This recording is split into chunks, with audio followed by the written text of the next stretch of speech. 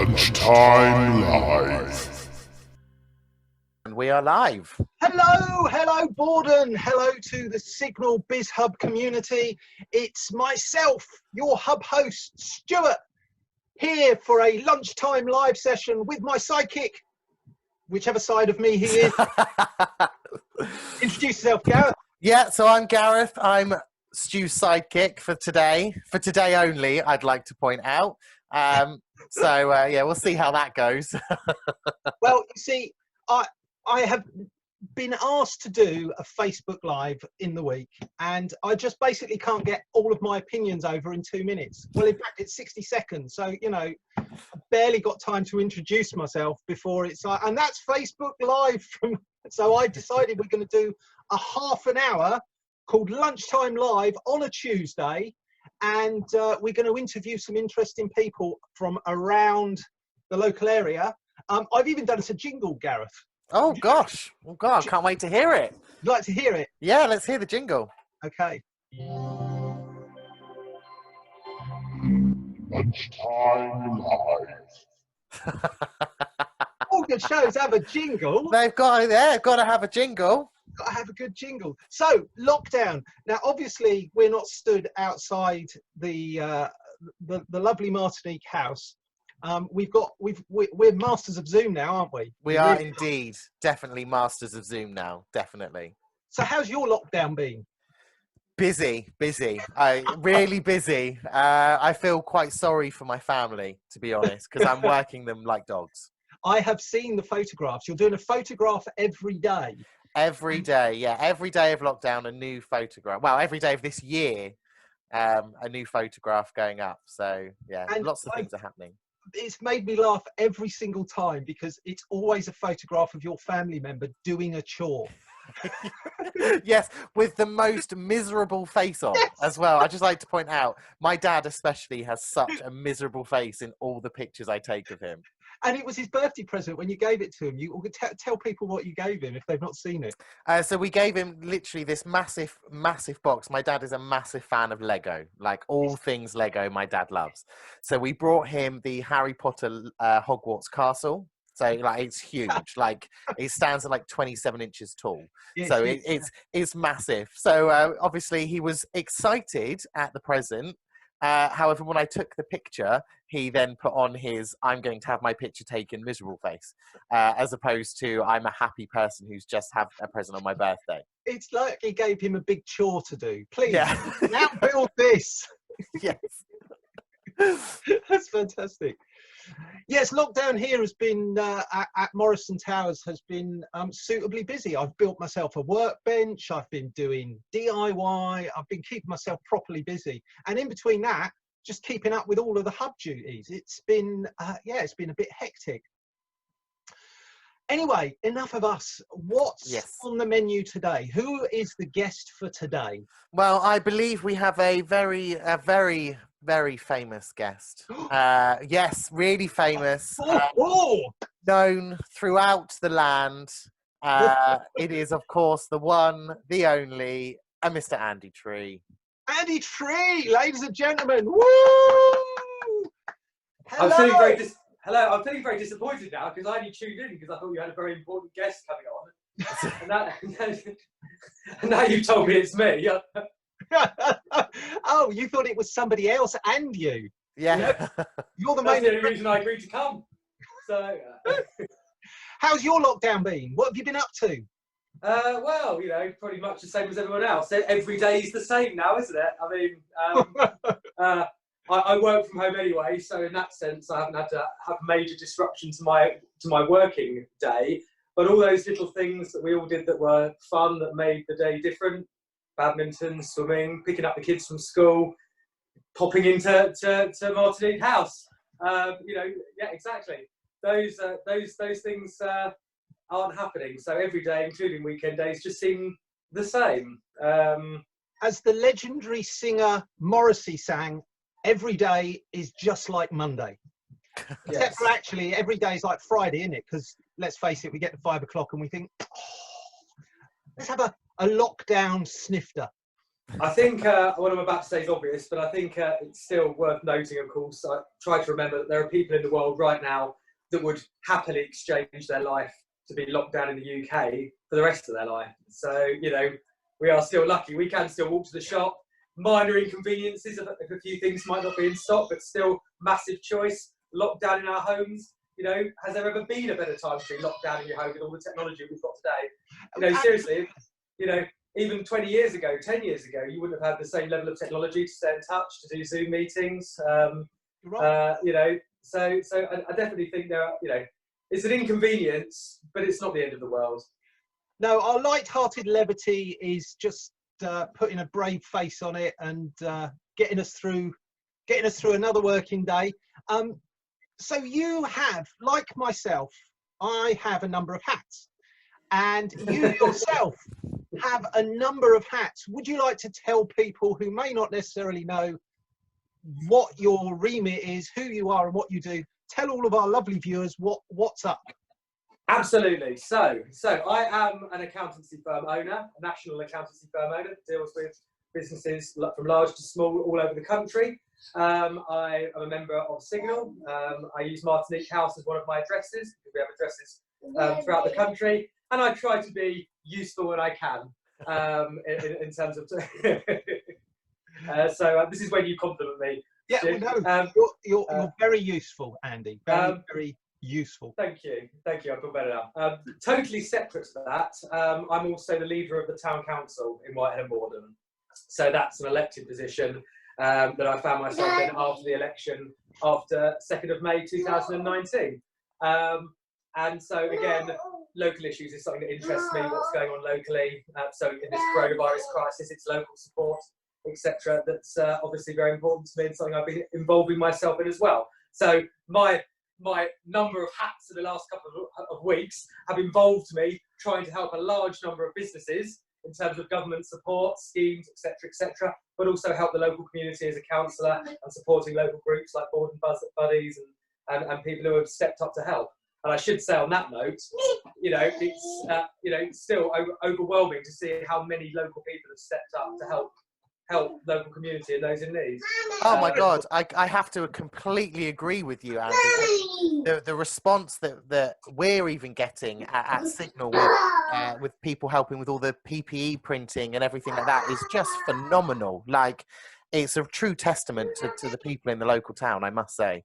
Well, I was going to say, and we've had gifts of equipment that we're using in the manufacture. It's been incredible. But I was going to say, when Dr. Lung said to me, Andy, I don't suppose you know anyone who has a 3D printer in Borden. I thought, actually, I do. So I'm really pleased that took off and is going well. So again, it's a great example of local community, very very quickly being able to respond and do something at a very local level. We must give a shout out to Ian Hiscox, because he was the person that introduced 3D printing to SiGNAL and has been instrumental in helping us. So yeah, big round of applause to Ian. Definitely. Helping, and he's been helping anyone who's been in touch with him about it. He is testament to the man, I think. There, he's also is it a Hogmore warden? Dead Valley Water. Yes. Warden. Yeah. So, great. That's good. So very good. You've introduced two of your roles there. You're a local councillor. When did you start getting into local politics? Have you been interested in local politics? Well, you know, I don't wish to bore the audience to death, but it all generally starts when you find something that interests you, that matters to you. So for me, when I was in my 20s, I used to get the Rowley bus, if anyone remembers it. 10 years ago, it was abolished. It used to go to Lithook. And they were talking about abolishing it, which would have, you know, not been ideal for me, being someone who worked in Guildford. So I literally just went along to a public meeting, to discuss the bus, got introduced to some local councillors, and it sort of went from there, really. I just sort of stayed in touch. So, I mean, I guess fast forward a couple of years, and then in 2017, I formed the Whitehead and Borden Community Party as a local group to contest the town council election against the national parties, you know, the familiar names we all know. Conservatives, Lib Dems, etc., and try and see if we could win the election as a local group focused on solely on local issues, which of course we managed to do on the 2nd of May. We're very grateful for all those that came out and voted for us. So as leader of the party, I then became leader of the council, and we're obviously about to hit our year anniversary on the 2nd of May. I was going to say, it doesn't feel like a year, and the world is a completely different place. But what I was most heartened with, but being a resident of Borden, was it was a clean sweep of an independent party taking over a council. Now, I don't want to get into campaigning or platforming issues, but I think what we're seeing now is a testament to that from last year, that a community has come together in such a strong way. I think, yeah, I mean, I definitely think, one of the things that struck me was that national politics is one thing and everyone has their own views, but actually local issues are separate. And I always remember that I knocked on 2 ladies' doors in the same street, and one was a Jeremy Corbyn fanatic, but her 2 concerns were no banks in the town and Chase Hospital services. And one of her neighbours, slightly further up in the same road, said she was a strong, always votes Conservative, hated Jeremy Corbyn, but her concerns were no banks in the town and Chase Hospital. And so, you've got 2 people who are totally on opposite ends of the national political spectrum that are united over on local issues. And I also had a lady who said to me, I knocked on her door and she said, I always vote Conservative, but I'm going to vote for you this time. And I'm going to tell you why. And I said, okay. And she said, nationally, I want austerity. We have to live within our means. I support business, blah, blah, blah. But locally, I want a different set of people that are fighting for local issues and actually focus only on our area and not thinking about everyone else, because we want to make sure that Whitehill Borden gets the right deal. So all very interesting feedback. But I worked hard. I did try and reach out on social media for 2 years in the run up to the election. 2 years, quite a long time as a So we did work hard to try and win that election. We were obviously very humbled and astounded by the result. Yes, I think I might make it like the BBC. We're completely impartial. Other political parties are available should you wish to choose them. But it's been great, and the town council is just fantastic. It's it's The problem is, Stu, it's brilliant. Well, to summarise, it's grassroots. We are genuinely local people who know what's going on the ground. The challenge, and it is the challenge, is the lower down you are, the more grassroots you are, the less power you have, and the higher you go up, the more power you gather, but then the less connection you have to your local community. And that's the challenge. It's almost like trying to punch above your weight and make sure the powers above, who might be ignorant to what's going on, not necessarily bad, make them aware of what's going on. We've actually got a town council magazine coming out, actually, that's being delivered to every house in Whitehill Borden in the next couple of weeks. So look out for it. We'll keep an eye out for it, and we'll make sure that that the business community are well served.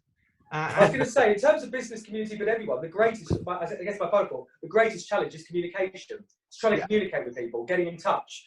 How do you have a personal relationship with 15,000 people? It's actually not possible. So you have to try your best. So I've tried the social media. 10 people come to face-to-face meetings normally. 100 at most. That's a very small number. So all I would suggest is, I can't promise to revolutionise the world, but I'll always fight someone's corner or ask the questions. And often people ask me questions because I know where to seek the answer. And I can save them the hassle of having to do it. So I would always suggest, if anyone has any local issues or questions, get in touch, stay in contact. Because one thing we can do is communicate. Yes, and on that note, moving along and changing hats, in the national news currently, everything is to do with the current situation. Yeah.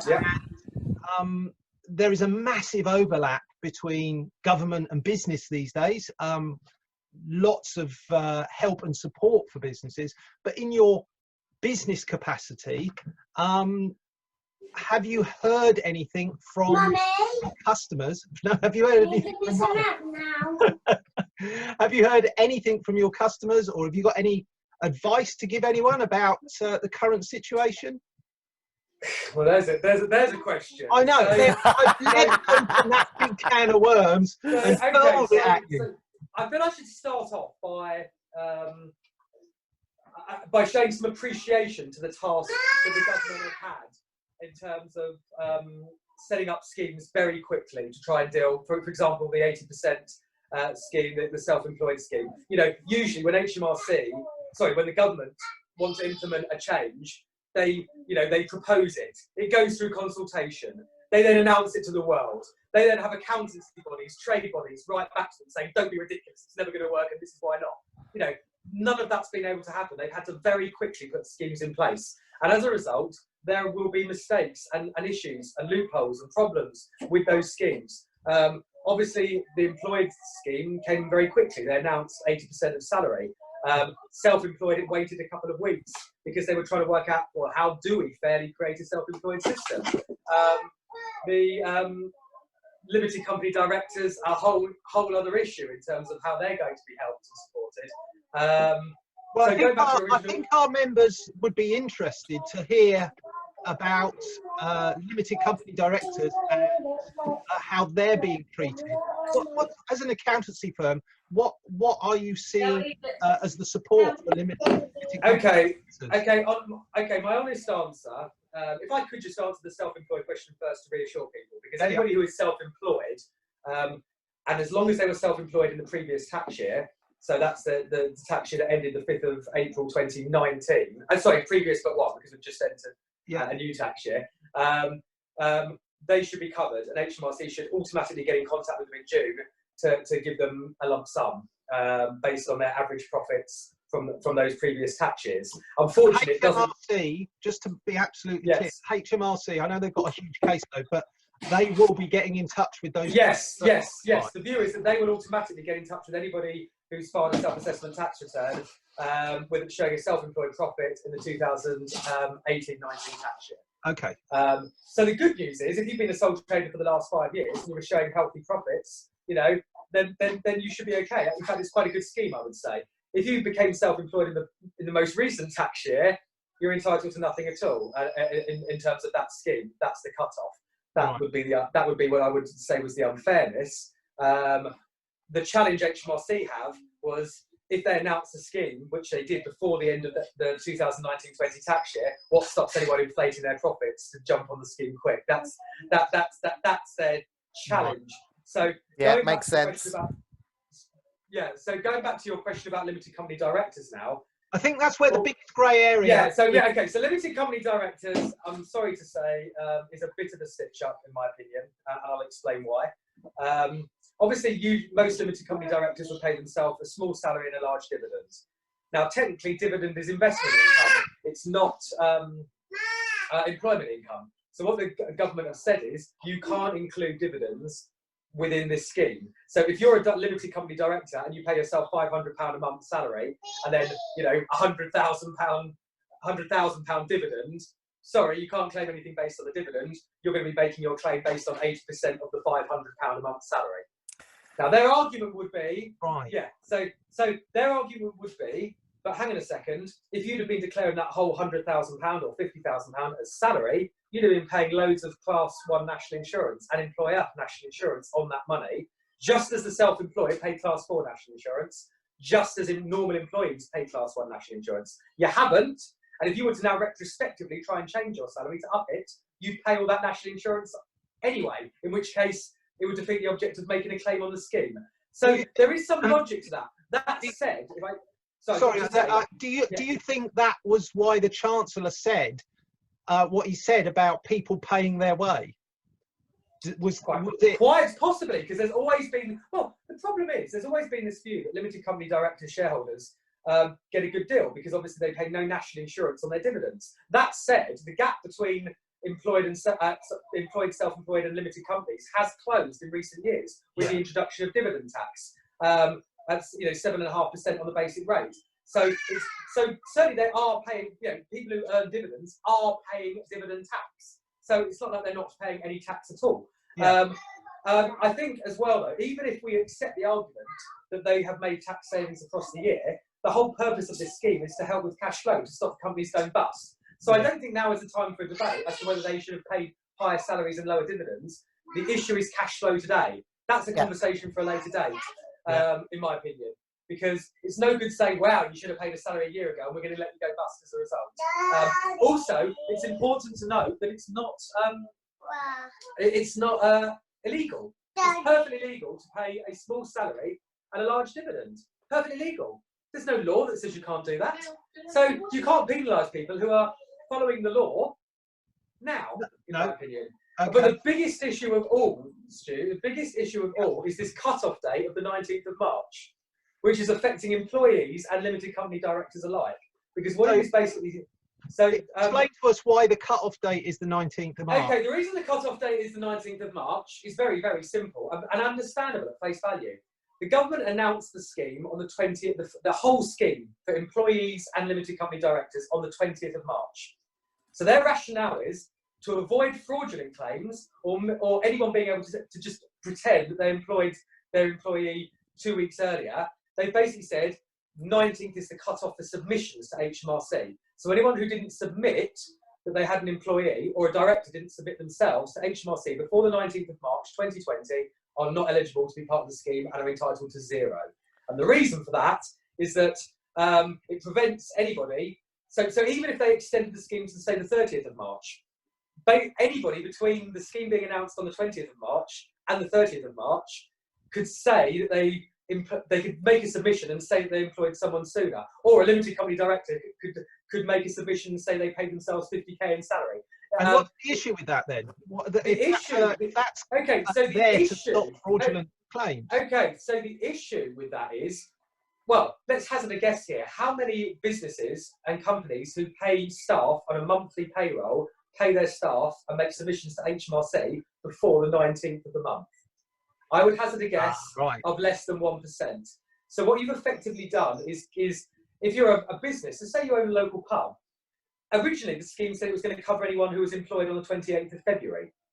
Then they sort of extraordinarily made out they were extending the scheme to the 19th of March, but they weren't extending it at all. They were saying a submission had to be made by the 19th of March. Right. Anybody who starts work anywhere in the latter weeks of a month, so in this case, the last couple of weeks of February, would not get paid in February, it would carry over into March. Yes. So for example, anybody who gets paid on the 28th of Feb would get their first pay packet at the end of March. And the submission would be made to HMRC at the end of March, after the 19th of March. So this is why you're reading news articles at the moment, Google, BBC News, of people saying they're heartbroken that they're now not covered, and employers said they thought staff were going to be covered and reassured them, and now they're not. So getting back to limited company directors, a lot of limited company directors use what's called the annual scheme for payroll. They make one disclosure a year, and and the deadline for that one disclosure a year is month 12, which is the 6th of March to the 5th of April. Right. So in theory, any limited company director who hasn't made their payroll submission until the 5th of April is fine. They're within the deadline. But now we're in this obscure situation where if you and I both run businesses, Stu, and you just happen to have a quiet day on the 18th of March, and so you submitted your annual payroll on the 18th of March, I was a bit busy, I decided to do mine on the 20th of March, both of us well within the 5th of April deadline, you're covered in full, and I'm not entitled to anything at all because of this 19th of March. So basically, by having this 19th of March date, they have created a whole host of problems, if you understand what I'm saying. Yeah, no, now, there's no easy answer to that, because even if we ourselves were the government and the Treasury and HMRC, how would we fix that problem? Because as soon as you allow claims to come in from after the 19th, you're opening yourself up to fraudulent claims from after the scheme was announced. But you can't do manual checks. So it's not like the HMRC can say to me, no problem, Andy, just tell us all the clients that are on the annual scheme and we'll manually process them, because they don't have the resources. That's the point. They need an automated system. So their challenge is, how do they have an automated system that won't treat all these people and limited company directors unfairly, but how do they do that in a way that doesn't move the deadline date forward, that fraudulent claims come in? So it's quite complicated. Yeah, that's the challenge, isn't it? At the end of the day, there's always going to be. You know, welcome to my life of what I basically did from 8 o'clock in the morning yesterday till about 10 o'clock at night last night. Well, I was going to say, you know, we've only got half an hour, and this sounds like a topic that is tailored to each individual circumstance. People can get in touch with you through Top Branch Partners and absolutely questions. Yeah, or Exactly. put it So in the Facebook Live. Put your questions, and Andy will. absolutely. So just to be very clear, this is an important point to know. I don't mix council and business; they are separate. So if anyone has any council-related questions about the local area, about what's going on, about coronavirus or the town's development, or anything at all about local, email me at the andy.tree@whitehilltowncouncil.gov.uk email address, which I'm sure you can list. If anyone wants to get in touch with me with a business-related question, they just want to ask something, possibly about this scheme, how they fit in, what they're entitled to, absolutely. Feel free to drop me an email to andy@topbranchpartners.co.uk, and I'll do my best to answer and point in the right direction. That's one scheme. We can't touch everything today. There have been other issues announced. There's the business rates scheme, which itself has lots of issues. I don't want any more problems. That one's blown my brain. What I want to do though is neatly segue. You mentioned about the coronavirus and Board Buddies. I wanted to give a shout out to Board Buddies actually, because they've been doing great stuff in the local community.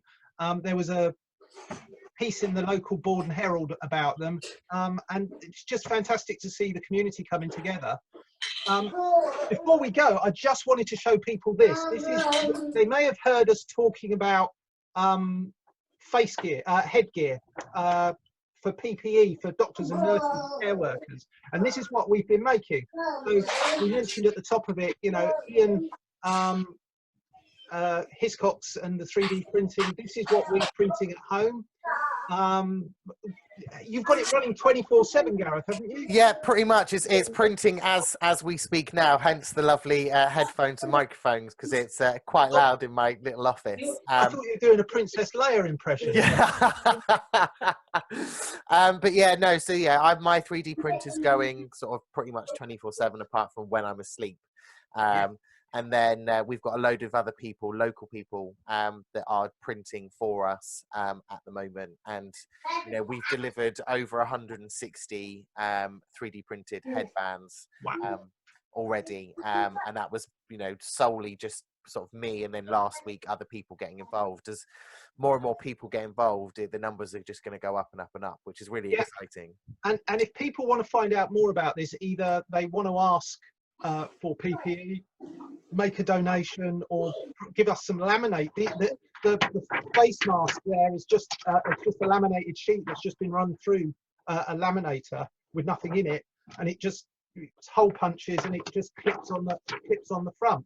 But where would they go to find out some more? Where's the best? So if you go, it's www.signalborden.org/PPE-workers. We will post a link to it in the live comments below, so that you can go to it. But all the information that we've got on there, of ways that you can help, you can get involved, is all listed on that page of the website. Yes, and we've also got a signalborden.org/newsflash where we're keeping people regularly updated as to what's happening for business and the current situation.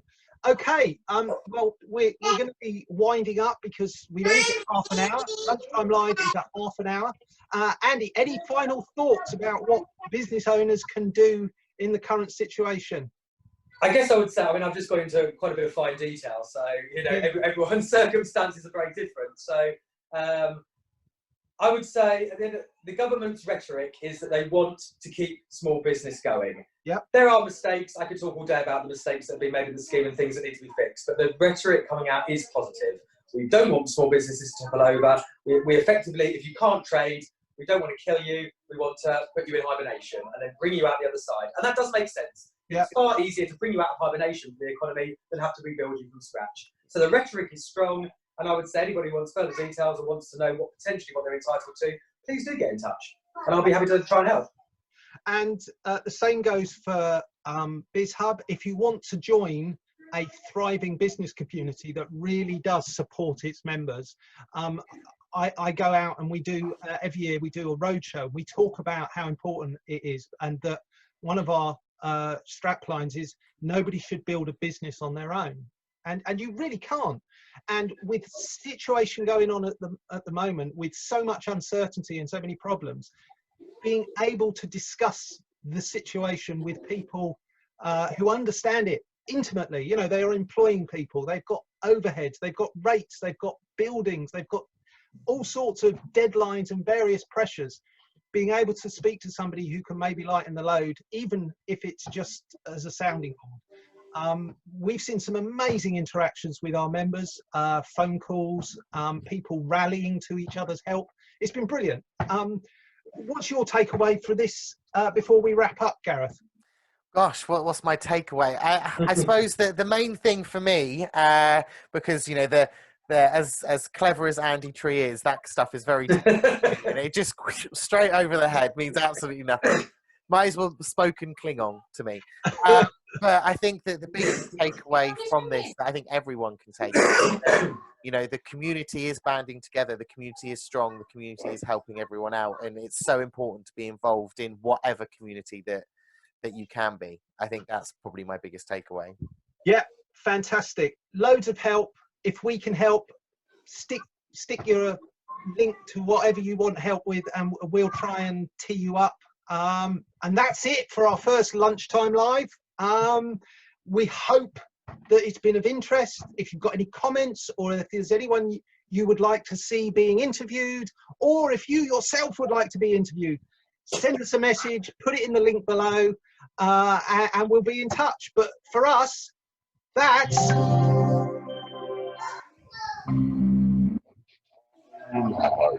Lunchtime Live, ladies and gentlemen. Have a great day, and we look forward to doing this again next week. All the very best. See you, Gareth. Bye-bye. Bye. Bye, Andy. Bye, everyone.